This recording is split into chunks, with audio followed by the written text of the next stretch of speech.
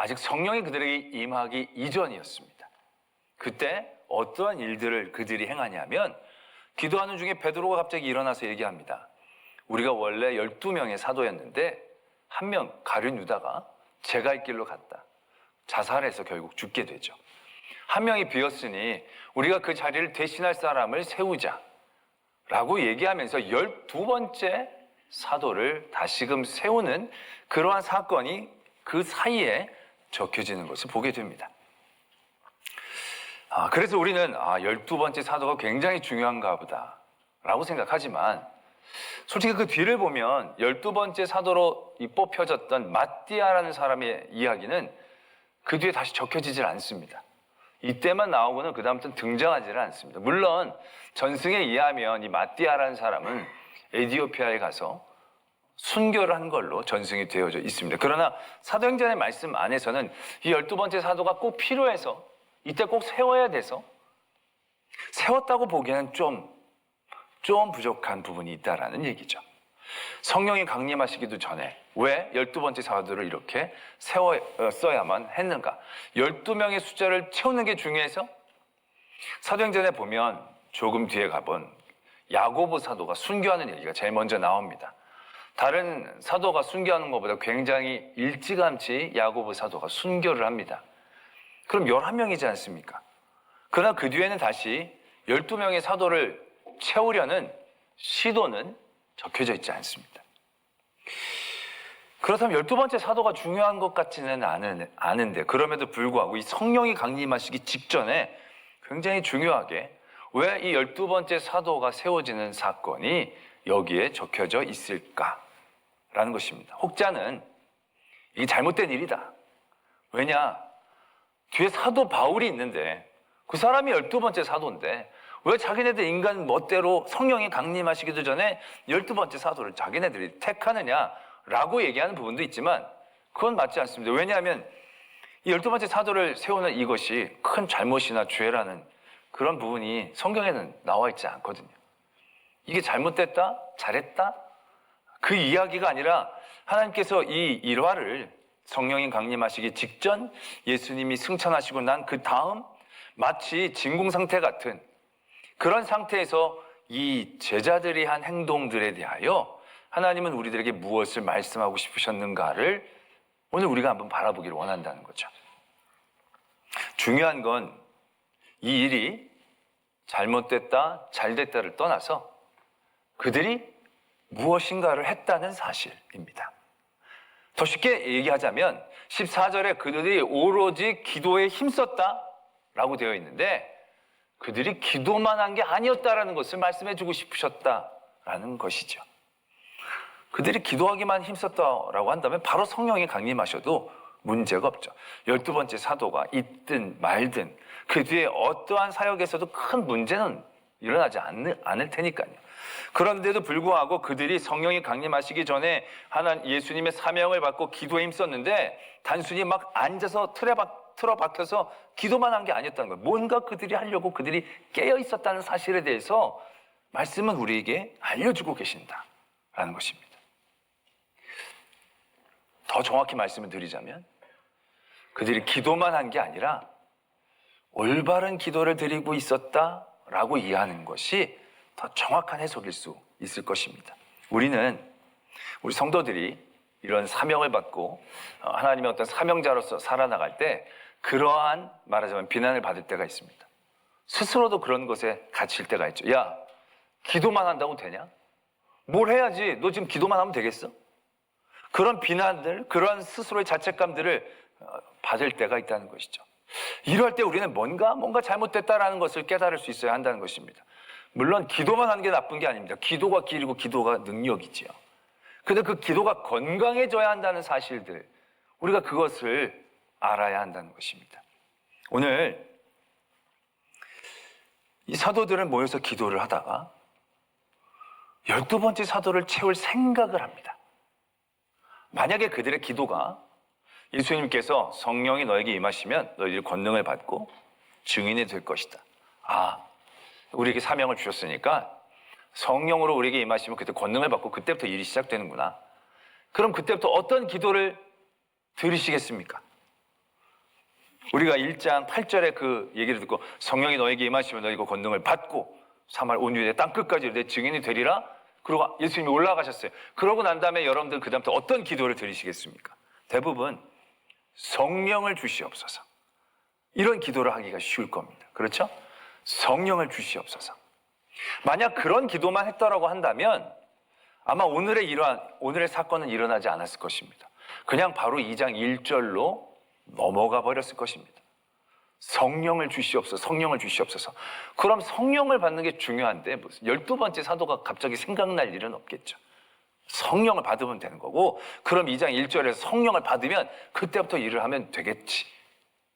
근데 여러분, 만약에 성령을 주시옵소서라고 기도했더라면 2장이 어떻게 진행되었을까 생각을 해봅니다. 성령을 주시옵소서 열심히 기도해서 2장 초반부에 성령이 그들에게 임재합니다. 그리고 나면 어떤 일들이 벌어지느냐 하면 그들이 성령이 임재해서 각 지방의 방언으로 말을 하기 시작합니다. 각 지방의 말로 막 그들이 말을 하기 시작하는 거예요. 그리고 그 다음에는 어떻게 합니까? 성령을 주시옵소서 해서 성령을 받았어요. 그래서 내가 모르는 막 영어가, 불어가, 도구가 막 튀어나오기 시작한 거예요. 그럼 그 다음부터는 어쩌란 말입니까? 돌아다니면서 영어를 계속 얘기하고 독일어를 계속 얘기하고 불어를 계속 얘기하고 그런 현상이 일어났을지도 몰라요. 그럼 그 다음부터 자, 내게 성령이 임하였으니까 이제 내가 뭘 할지를 또 나에게 능력을 주십시오 라고 기도를 해야 그 다음엔 단계로 넘어갔을 것입니다. 그런데 2장에 보면 그들이 성령이 임하셨을 때 그들이 받은 성령의 임재로 받은 능력이라고 한다는 것은 아까도 말씀을 드렸듯이 각 나라의 말로 얘기하는 거예요. 근데 그 현상을 통해서 일어난 상황은 사람들이 관심을 갖고 보기 시작한 거, 저 사람 우리 동네 사람 아닌데 우리나라 말을 하네. 내가 본 적이 없는데 우리나라 말을 굉장히 잘하네. 사람들이 호기심을 가지고 모여든 거예요. 그게 다예요. 그냥 희한하네, 신기하네 다예요. 근데 그 다음에 어떤 일들이 벌어지느냐 하면 베드로가 11 사도들과 함께 그들 앞에 당당히 서서 그들이 경험하고 배웠던 예수 그리스도의 복음을 전하게 됩니다. 성령의 임재를 통하여 3,000명이 믿게 된 게 아니고 성령의 임재하심을 통한 사도들과 제자들이 주의 복음을 전할 때 3,000명이 듣고 회개함으로 성도가 되어지는 사건이 2장에서 나타난다는 것입니다. 무슨 말씀을 드리고 싶으냐 하면 우리는 어떠한 사명을 받고 기도를 할 때 능력을 받아서 성령이 임하면 그 성령을 통하여 우리가 기계적으로 움직여질 줄 알아요.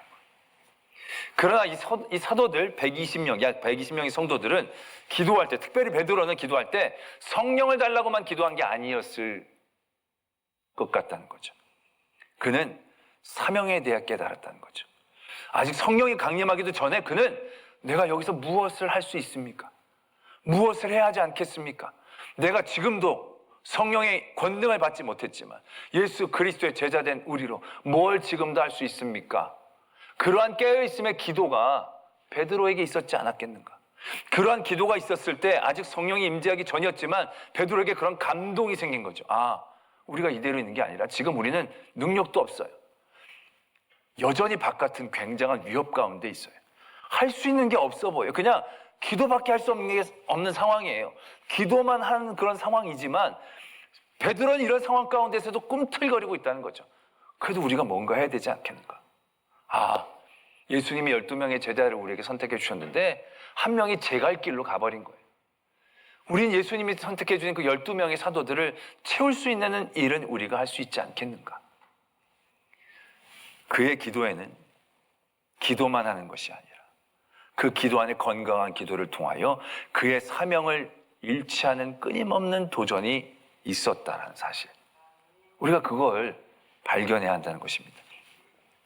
아직도 그분이 모호한 표정을 짓고 계신 분이 있는데 분명하게 우리가 깨닫기 위해서 빌립보서에 우리가 말씀을 한번 살펴볼 필요가 있는데 빌립보서 4장 13절에 우리가 대단히 좋아하는 말씀 한 가지가 있습니다. 바로 뭐냐면 내게 능력 주시는 자 안에서 내가 모든 것을 할 수 있느니라. 믿으시면 아멘. 내게 능력 주신 자 안에서 내가 모든 것을 할 수 있다. 우리가 얼마나 큰 힘이 되고 소망이 되고 또한 위로가 되는 말씀인가라는 것이죠. 자, 여러분들은 만약에 이런 말씀을 접하고 날 때 여러분들이 어떤 사명을 앞두고 있어요. 그럼 여러분들은 어떻게 기도하시겠습니까? 이 말씀을 붙잡고 내게 능력 주신 자 안에서 내가 모든 것을 할 수 있다. 아멘, 믿습니다. 그래서 우리는 이렇게 기도할 겁니다. 내게 능력을 주소서. 그렇죠? 아닙니까? 아니면 내가 주 안에 있게 하소서. 지금은 일을 잘 못해. 왜? 내가 지금 주 안에 잘 못 있으니까. 내가 주 안에 있는 그런 상황과 환경들을 내게 허락해 주십시오.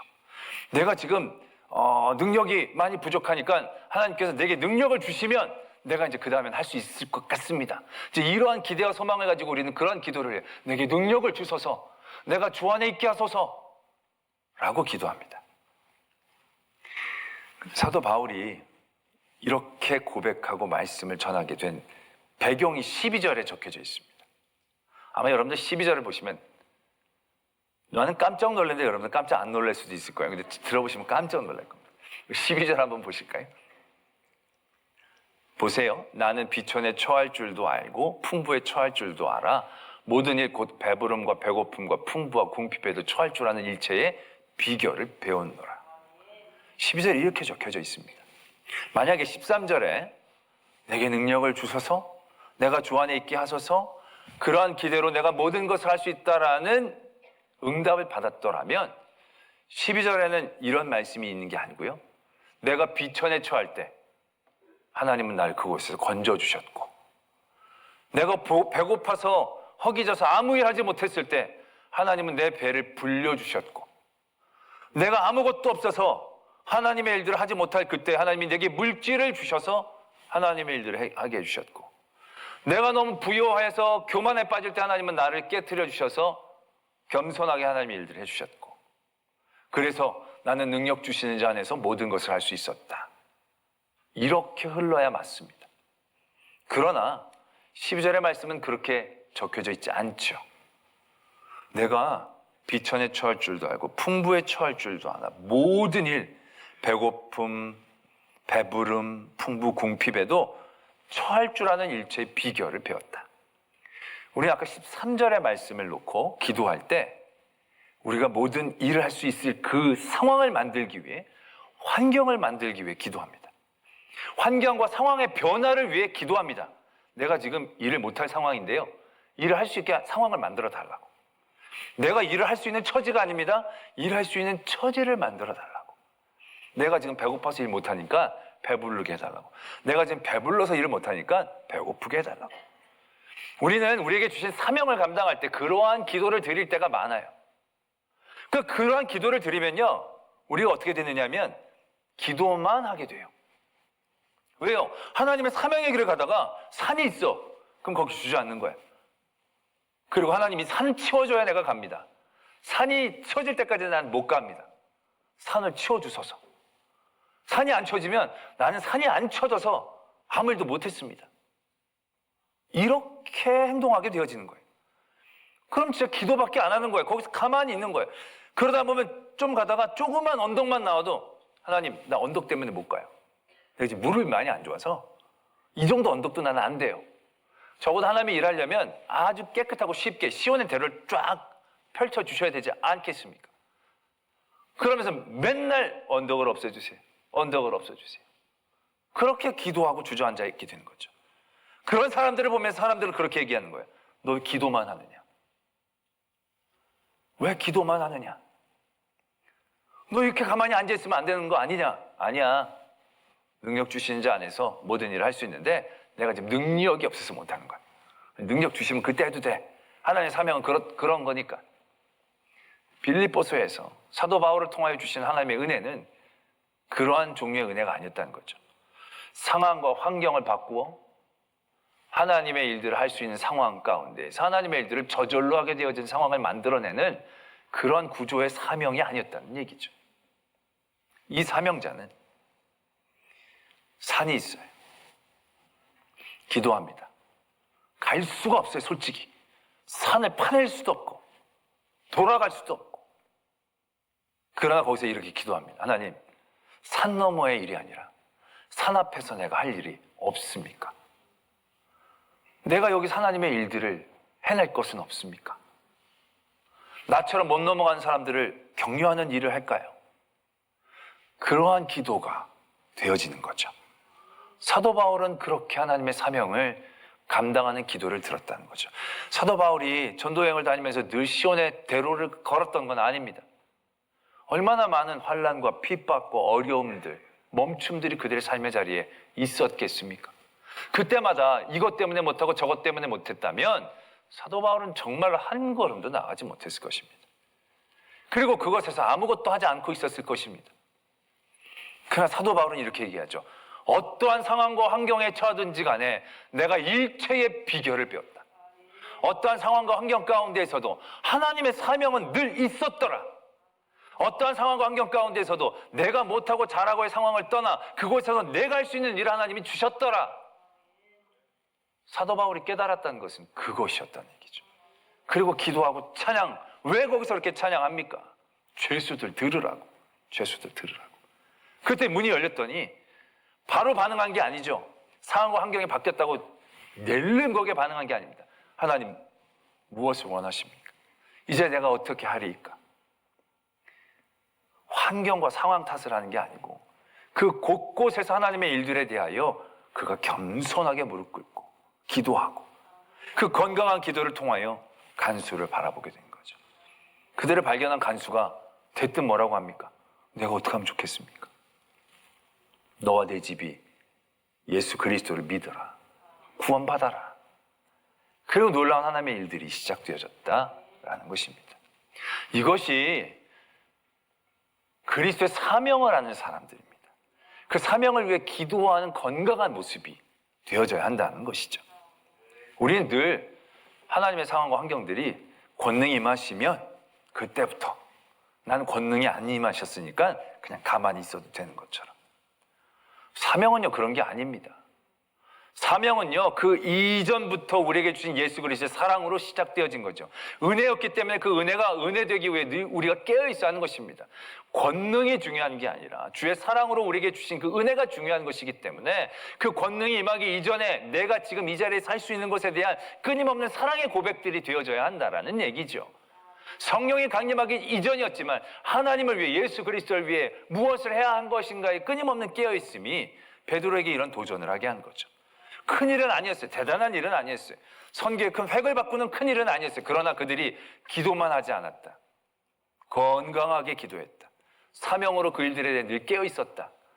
결국 그러한 모습들이 2장에서 성령이 강림하자마자 그들이 머뭇거린 게 아니라 그들이 방언받은 것으로 자랑한 것이 아니라 그 모든 것들을 힘입어 그리스도의 복음을 전하는 일들 가운데 그들이 담대히 나갈 수 있었다는 사실들을 우리는 분명히 발견해야 한다는 것이죠.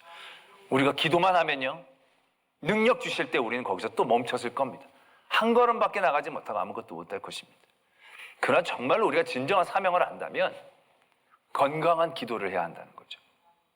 일체의 비결을 배우는 그 은혜를 우리가 누려야 한다는 것입니다. 내게 능력 주시는 자 안에서 내가 모든 것을 할 수 있다.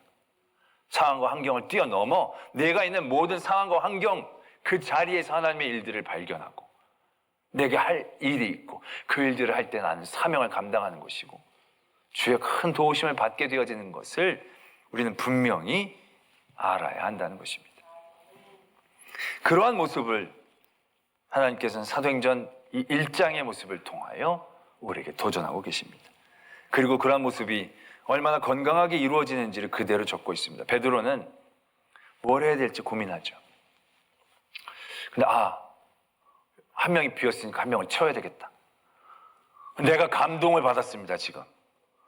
12명 중에 한 명이 없으니까 한 명을 세워야 되겠군요. 그래서 내가 보니까 이 사람이 좋은 것 같습니다. 이 사람 중에 한 사람을 택하여 12번째 사도로 세우는 것이 어떻겠습니까? 라고 얘기한 게 아니에요. 베드로가 그런 감동을 얼마나 건강하게 해결하는가를 보고 있죠. 그는 말씀보다 앞서지 않습니다.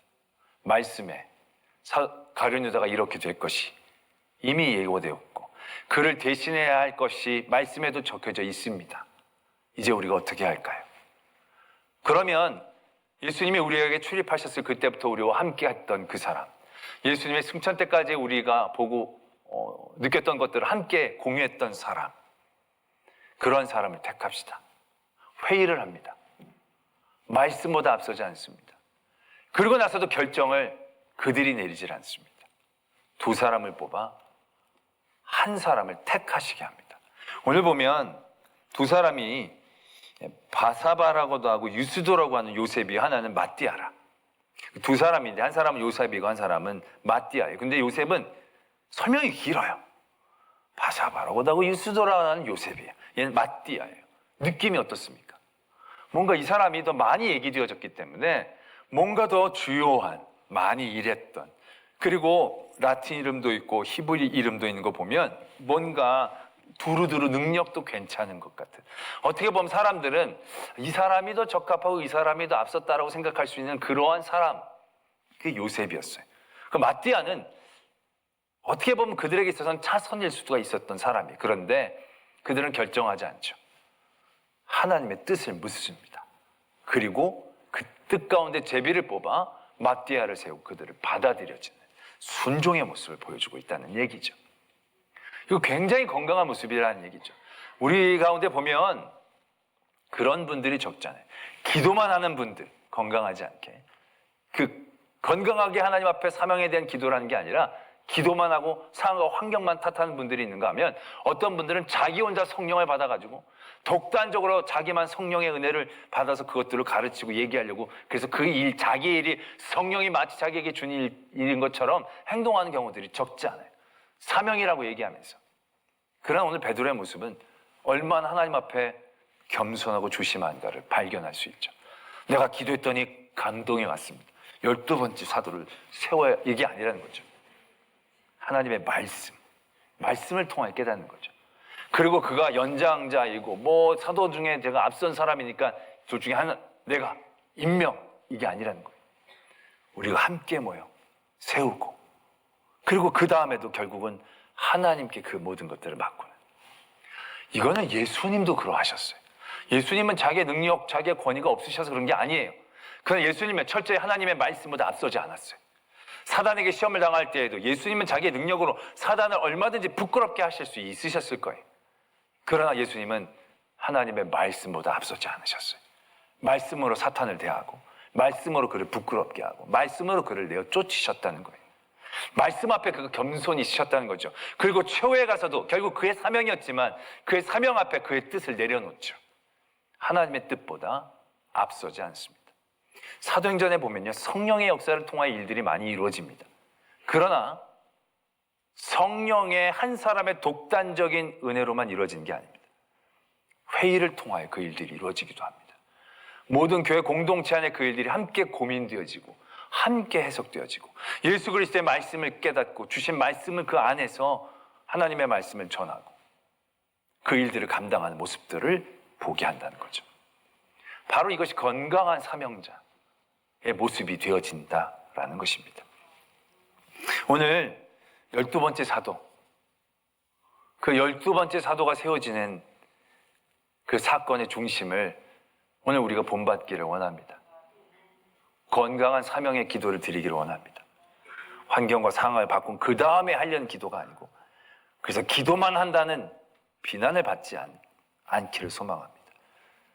그 환경과 상황을 뛰어넘는 그 자리에서 내가 할 사명에 대한 건강한 기도를 드리기를 원합니다. 또 내게 주신 하나님의 사명이 나 혼자 독단적으로 말씀보다, 많은 사람들이 함께 나누는 그리스도의 뜻보다 앞서지 않도록 조심하셔야 한다는 거죠. 그러한 건강함에 하나님의 놀라운 일들이 사도행전의 역사처럼 우리들에게 임하게 될 줄로 믿습니다.